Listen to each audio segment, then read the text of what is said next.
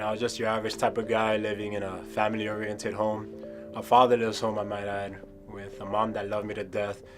She did what she had to do to support her family, working 3 jobs, which in return led me to find my own independence at a young age. And you know how it is when guys find their own independence at a young age, they start hanging around with the wrong crowd, with the wrong people.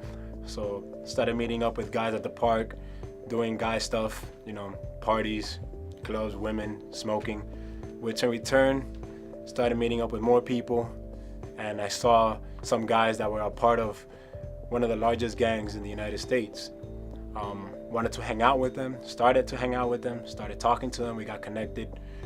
I wanted to be part of what they had, the fear, the respect, they had pretty much the world in their hands. And even though when I joined up with the gang, I started thinking that it was my solution, and not only having a family, but a brotherhood and also being protected, it actually ended up being my problem. So I met this guy one time, and he just invited me to church saying that his dad was a pastor. So I decided to go with him. I heard a message about Jesus and how God loves us and what he did in order to save us. And pretty much just brushed it off, didn't take it to heart, but I did listen out of respect.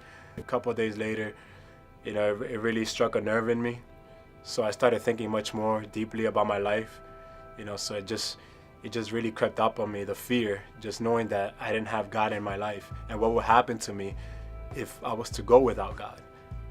So soon enough, I just fell down on my knees and I started to pray, and I said, God, look, if it's true that Jesus died on the cross for my sins, then I believe it. I'll get out of this gang just for you.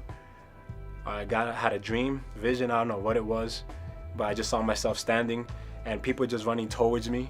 And all I saw was 2 clouded hands coming down from the sky and just grabbing everybody and making everybody disappear. And all I heard was this voice saying, I love you, my son.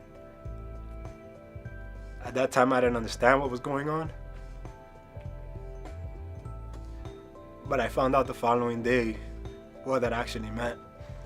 One of the guys that was part of the gang came to my house early in the morning, and he said he needed to talk with me. So we talked. He said, hey, look, we all had a little group meeting. We started talking and your name came about.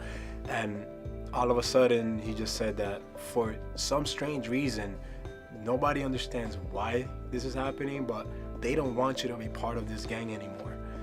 They said that they just want you out of the gang and that they're all gonna disappear out of your life. That's when the dream or the vision, whatever that was, clicked into my mind. And that's when I knew that God was protecting me. So where I'm at today, I'm a husband to a beautiful wife. I'm a father to 2 beautiful kids. And I wish I can tell you that my life is easier, but it really isn't. Life is still tough.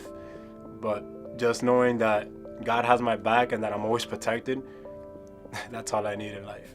My name's JC, and this is my story. JC's story is powerful. It reminds us that God is way bigger than you or me. He sees the world in a much bigger way, and he's even in control of it all.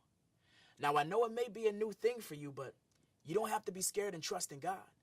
You even don't have to be scared in how others might treat you, because if you believe in God and have a relationship with him, he will protect you just like he saved Noah. He doesn't wait for us to be perfect, because that'll never happen on this side of heaven. Sometimes the things God asks us to do might not make sense, but he wants you to take a chance on trusting him just like Noah trusted God. So I want to ask you a question. What problem in your life can you trust God with today?